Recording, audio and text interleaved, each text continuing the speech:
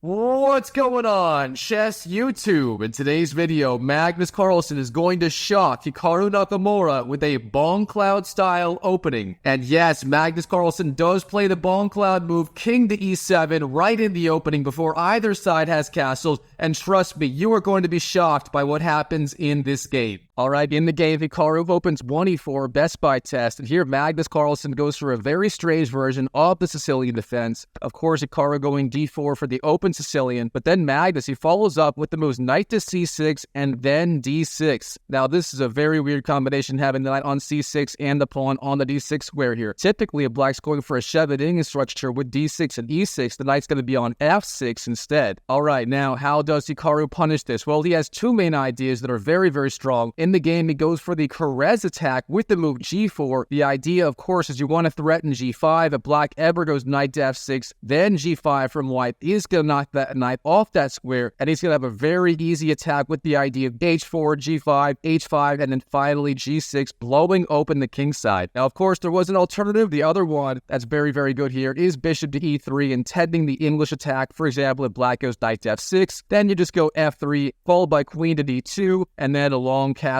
with a very, very easy attack with g4, h4, g5, and so on. Now, back to the game instead. G4 on the board here from Hikaru. Very good. Now, Magnus, what is he supposed to do about this threat of g5? Well, in the game, he goes h6. Very solid. So they're playing against g5, but white goes g5 here. That is a huge mistake. H takes g5, obviously good for black. Now, instead of this, if black went knight to f6 here, this plays right into white's hands. For example, here, then white can simply go g5, knocking off the knight from the f6 square. The knight has to retreat, and then white can follow up with moves like bishop b3, h4, and then perhaps queen d2 and long castles. This is going to be such an easy attacking game for white. So with that being said, h6, the best move in the spirit of the Carez attack for black. Now here, Hikaru once again has a wide choice of options. Now in the game, he goes for the older move, that is h4. This move makes a lot of sense. Obviously, white wants to go rook to g1 and then g5. Obviously, g5 right away doesn't work because after h takes, the rook on the h1 square is going to be hanging. However, there is a more modern idea instead of h4 here. Instead, the computers seem to love the idea of bishop e3 and rook to g1. And here's why. There are a lot of lines where white doesn't quite manage to pull off the idea of rook g1 and then g5. And if that's the case, the move h4 here not only doesn't help, it actually weakens the pawn potentially if black goes bishop e7, for example, trying to target it. So with that in mind, white often finds it better to instead go bishop e3, and then after that knight f6, rook g1, and the idea is if black opens the center with the move d5, then the move bishop e3 is always going to be more useful for white than h2 to h4. So for example here, if black goes d5, that is actually a big mistake. White has the sequence bishop b5, putting pressure on the knight on c6. Then after bishop d7, you can take on d5, and then go queen e2 with threats against the black king along the e-file. And this is incredibly dangerous for black. Now, going back to the game, instead, we have the move h4 on the board. And here, there are going to be a lot of lines where black can go d5 immediately. And then that pawn on the h4 square, instead of helping white with g5, it's only going to create an additional weakness. So, for example, here, the critical line for black, if he wants to try to equalize, is to go knight f6 and then d5, immediately breaking. And here after e takes, knight takes, queen takes, we can see this pawn on the h4 square, it's not helping white nearly as much as it would be if he had a bishop on the e3 square instead supporting d4. So that is the idea. However, Magnus Carlsen, he's in a fighting mood. He doesn't want to equalize in this game. Instead, a6 on the board. Of course, a very standard Sicilian move. He wants to prepare b5 in various lines. However, it does very little to slow down white's attack. And here, white has all sorts of aggressive attacking ideas. Now, in the game, Hikaru's choice was bishop g2. The solid square for the bishop. It's a Catalan-style bishop lining up on this long diagonal, and it does discourage b5 from black because that would simply open up this long diagonal and weaken the knight on the c6 square. Now, of course, there were plenty of alternatives. For example, bishop to e3, followed by f2 to f4 is very, very strong. And white also has the idea of immediately taking on the c6 square And then after b takes, going queen to f3, once again getting a piece lined up on this diagonal where there are so many weaknesses. And very quickly, white can follow up with the move bishop to f4, and there's actually a line in the classical Sicilian that's very similar to this. Here, white has complete control over the dark squares in the center and even on the king side, so this would have also been very, very dangerous for black. Now, instead, of course, bishop g2 was played in the game by Hikaru. Solid move. And here, Magnus Carlsen, what is he going to do? He has to find the right continuation here. Now, in the game, he goes bishop e7. This is a solid move in the spirit of the Carrez attack for black, obviously targeting that pawn on the h4 square before he goes knight to f6. Not a bad idea at all. And white has to decide, does he want to defend h4 or sacrifice it in the spirit of a gambit to speed up his attack? Now, real fast, there was a very good Najdorf style idea here for black. Instead of bishop e7, the key move is going to be knight takes d4. Then after queen takes, you go e5, the standard Najdorf Sicilian style move. Of course, the idea is you knock back the queen, then you simply get your bishops on the e7 and e6 squares.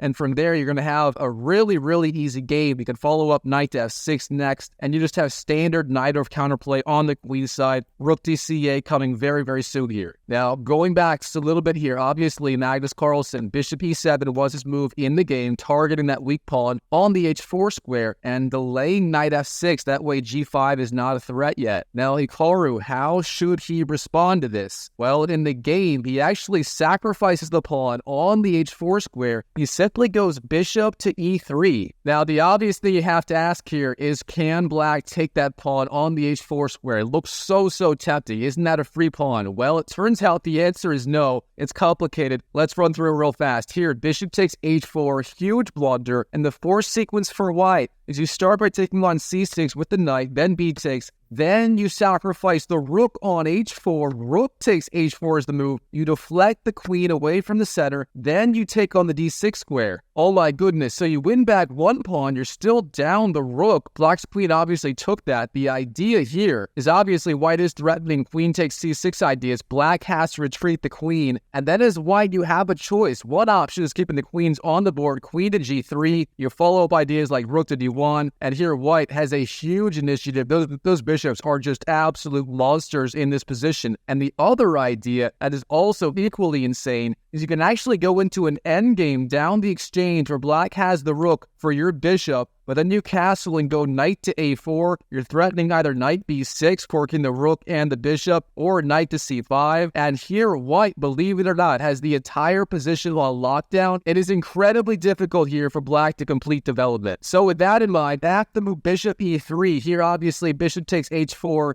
It looks tempting, not a good move though, and obviously Magnus Carlsen figured all of that out in a heartbeat. Here, instead of that, he does that Najdorf style idea, takes on d4, then after queen takes, immediately the move e5, and then bishop e6, just like we talked about, give those bishops onto those e7 and e6 squares in the spirit of the Najdorf. And here the opening phase of the game is almost over. Of course, both sides still have to find a way to get their kings to safety. Both kings are currently stuck in the middle of the board, and it's a good time to slow down and talk strategy here. Here, white does have those aggressive-looking pawns on the king side. Of course, he's threatening g5 and some lines. However, overall, black seems to be doing relatively okay here, and it is mostly a balanced position. Now, Hikaru here, what the heck is he supposed to do? Well, it turns out his entire position is basically booby-trapped. Here's what I mean. If Hikaru tries to go queen d2 followed by long castles, that's a big mistake, because obviously bishop takes g4 wins a pawn on the spot.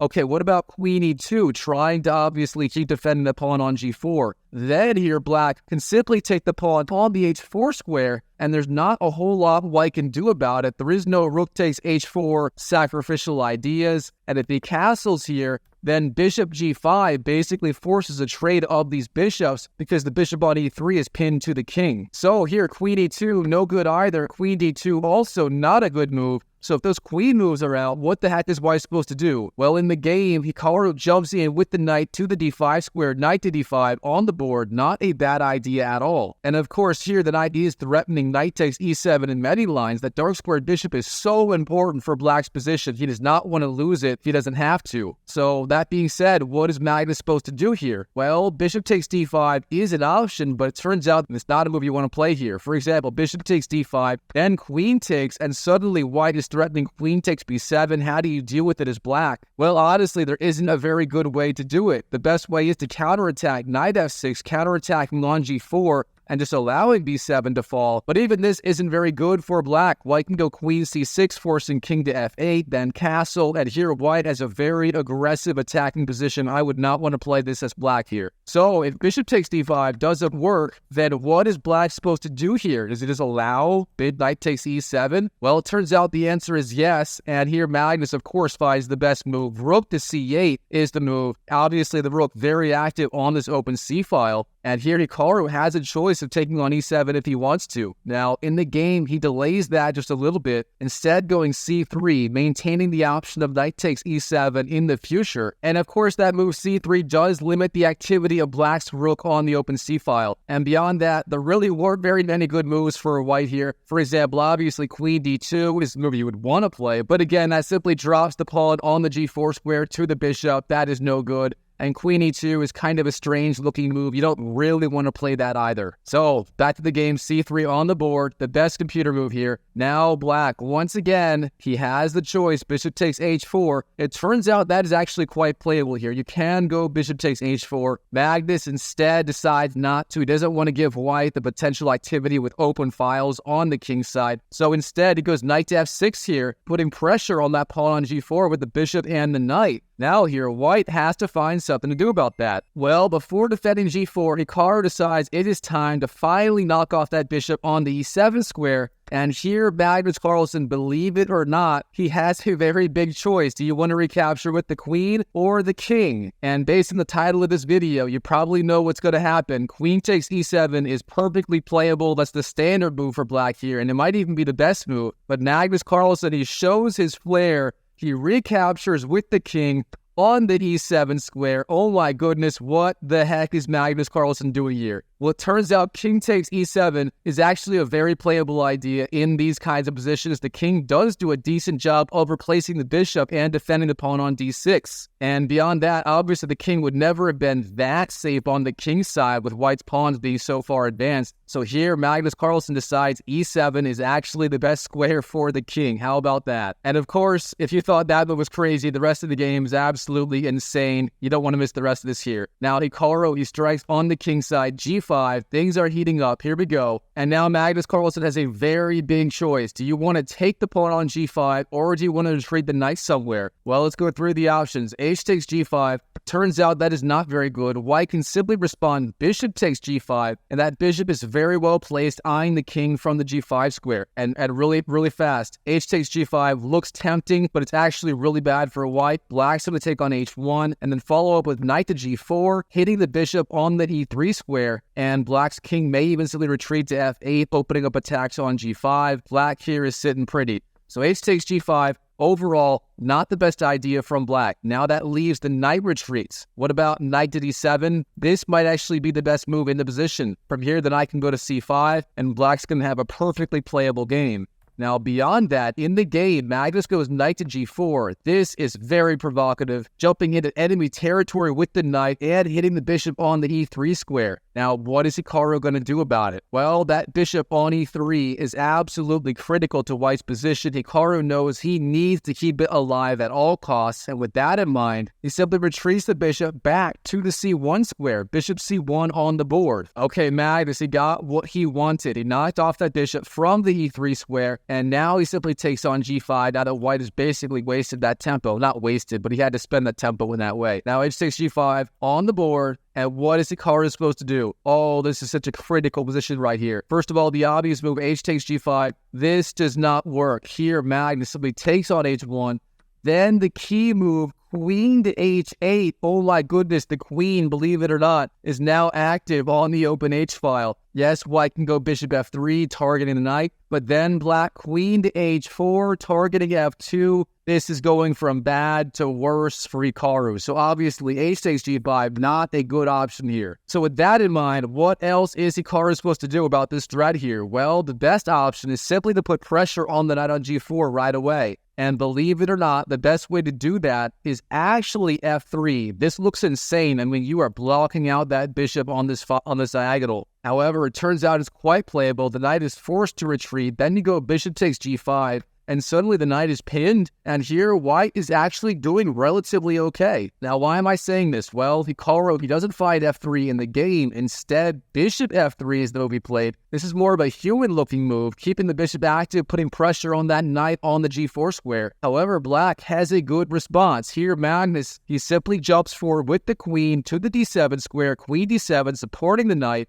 And then what he does next after rook g1 is absolutely bonkers. He goes forward with the knight, not backward to f6. Instead, he jumps forward to h2. Knight h2 on the board, and somehow the knight is still alive. Of course, h2 being viable now that the rook is no longer on the h1 square. And from h2, the knight puts pressure on that bishop on f3. And once again, white has to keep those bishops alive. All right, here, Hikaru, my boy, what are you supposed to do? Well, you have two main options. You can ignore the threat on the bishop and just go something like bishop takes g5, h takes g5, and so on. Or you can retreat the bishop somewhere, probably e2, g2, or h1. All right, what is the best idea here for Hikaru? Well, the best option may be bishop e2 after all, retreating the bishop onto this diagonal here where the bishop is a little bit more active. Instead, if the bishop was trapped on h1, for example, it would have been a lot weaker. Now, why is e2 so good? Well, here, black, he has a few options to deal with this pressure on the pawn on g5, but none of them are very good. For example, the best move may actually be g4, intending knight to f3 later, but white has resources to deal with it. For example, rook g2, knight f3, then bishop takes, g takes, queen takes, and here white is doing relatively okay. I mean, it's not a great position. Yes, black still has pressure after rook c to g8, but overall, Hikaru would be okay with this position. Now, instead, after the move knight to h2, instead of bishop e2, here Hikaru takes the pawn on the g5 square, bishop takes g5, and this move causes white all sorts of problems because here, black, he has the Ben Feingold counterattack. That's right, the move f6 is what Magnus goes for. And oh boy, Magnus bolstering all of his pawns in the middle. The bishop is forced to retreat back to the e3 square. Yes, here white does have some pressure on that pawn on g7, but black can very easily parry the threat, and Magnus finds the right way. Rook c to g8. Here black, believe it or not, is threatening to blow open the king side, and all of a sudden, black's king on e7, that is looking like the absolute best place for the king here. Oh my goodness. All right, here Hikaru, he goes h5, the best move, trying to lock down the king side, stopping g5 from black, because then white has the French en passant to take the pawn. And of course, beyond that, the pawn is very well defended on the h5 square. For example, here if white instead decided to go bishop e2, normally a decent idea, then black can simply capture that pawn on the h4 square, and from there, Magnus is going to have a crushing advantage with the extra pawn. So h5, clearly the best idea. Now here, Magnus, he simply takes the bishop on the f3 square, the best move, not allowing any sort of bishop e2 ideas in the future. Knight takes, queen takes, and then Magnus, he jumps in with the queen to the b5 square, queen to b5. His idea, obviously, he's targeting b2, he's targeting the d3 square. And what is Hikaru going to do about all these threats? Well, Hikaru has all sorts of options to defend b2 and the d3 square, but none of them are very good. Now, first of all, is queen takes b2 an actual legitimate threat? The answer is yes. If Hikaru plays a move like rook c1, then queen takes b2 is actually good. You're threatening a2, you're threatening c3, you're threatening the rook in certain lines, and overall, white's position is simply collapsing. So with that in mind, he has to do something. What about queen e2, defending both the b2 square and the d3 square? Well, this does not work out so well. Black just takes the queen, then takes the pawn on h5, and here Magnus Carlsen has essentially a winning endgame. All right, that is no good. What about b3 and rook b1? Well, b3 is playable, but then Magnus simply jumps into the d3 square with the queen, and of course c3 is now hanging. That's no good. At rook to b1, that is also problematic, defending b2, but then you lose the pawn on the a2 square. Once again, everything collapses. So almost everything looks unplayable for white, but here Hikaru, he does find maybe the only move to stay alive, bishop c1. Now, this move does keep the game going. You do defend the b2 square. However, the rook on a1 is now basically trapped. What is it doing? Well, it's not doing much, and here Magnus has a big choice. He can basically do whatever he wants in this position. He's in total control, and it turns out he finds by far the best idea for black. This is a good time for a puzzle. It's not necessarily a combination, but try to find Magnus Carlsen's move here as black. Go ahead and pause the video. I'll give you a shot. All right, time's up. In the game, Magnus, he retreats the bishop to f7, simply targeting that pawn on the h5 square. And wow, this move was brilliant. I mean, obviously, white can defend rook to h1. That is what Hikaru does in the game. But then Magnus is simply going to have the option of going queen to d8. He has 3 pieces targeting that pawn on the h4 square, and that pawn is going to fall, and Magnus is going to win the game. Now, I say that, but Magnus Carlsen, for some reason, this is beyond me, he goes queen to a4. I mean, Magnus, he actually played queen to a4 instead of queen to d8, the entire point of bishop to f7. And what is the queen doing on a4? Well, it targets the c2 square. It puts pressure on e4. I mean, maybe someone in the chat can let me know what the point of queen a4 was, because this is just beyond me. All right, here, Hikaru queen to e2, defending the c2 square. I guess that was maybe a threat. And now Magnus, I think he's showing his idea. He wants to go d5 in this position, blowing open the center. Kind of interesting. I mean, you go bishop f7, then d5, and you waste the tempo with the bishop if white takes. All right, I am done trying to understand how Magnus Carlsen's brain works. Moving on here. Okay, here in this position, what is Hikaru supposed to do? Well, the obvious move is e takes d5, but is there anything else he can do? Well, the computer here likes the move c4. This move is absolutely bonkers. Okay, here it is the idea. If you go d takes c4, that actually ends up being decent for white. So instead, queen takes c4 is the move. Then you simply trade the queens, go f3, bolstering the king side, and even if black wins that pawn on the h5 square, technically you have decent drawing chances in the endgame with the opposite colored bishops. Wow, how about that? Okay, instead of that, e takes d5 is what Hikaru went for. Very obvious human-looking move here. Now bishop takes, the rook on h1, sorry, is being attacked by the bishop, rook h2 defending, and now Magnus Carlsen, queen to c6, simply try to centralize the queen, and of course now the threat in all sorts of lines is going to be the move bishop to f3, forking both the queen and that pawn on the h5 square, as the queen is no longer going to be able to defend h5. All right, here Hikaru, he is in a big pickle. Bishop f3 is coming. How do you defend this? Well, honestly, it is very, very hard. Let's say, for example, you want to try to castle queenside. You go bishop e3 right away. So bishop e3 looks logical enough, but castle queenside isn't really possible. And again, white, what the heck is he doing in this position?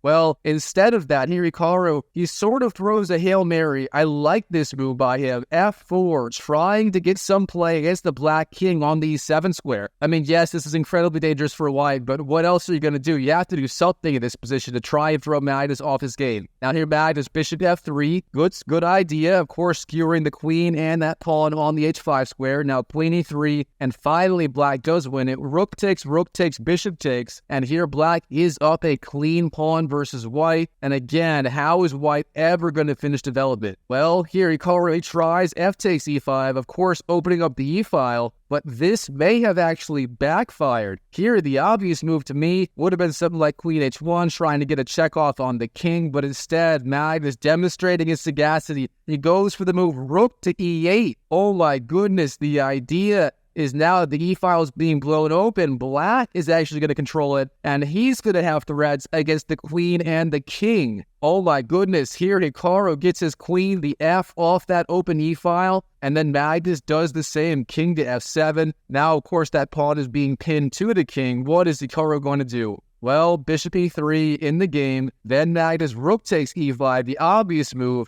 as here white is nearly busted. Of course, the bishop controls the d1 square, castling not possible, the rook putting pressure on the bishop. Oh my goodness. All right, here Hikaru, king d2, last-ditch effort to try and get the king to safety, but Magnus is on it. Queen d5, forcing king to c1, and then here, the finishing blow. If you like puzzles, try and solve this one. This is a good one for beginners. Pause the video if you want to solve it. The finishing blow here, of course, is the move rook takes e3. This is like straight out of a chess.com puzzle. The idea is it's deflection of the queen from the d1 square. If queen takes e3, then queen d1 is going to be checkmate. So with that in mind, Hikaru is going to be down a full piece. In this position, he simply resigns on the spot to Magnus Carlsen. Well, what a game by Magnus, winning the game in style with the Bongcloud style move. King takes e7 in the opening. Oh my goodness, what a game. Now, Chess YouTube, if you enjoyed this video, give this video a like and subscribe, and I'll see you in the next video.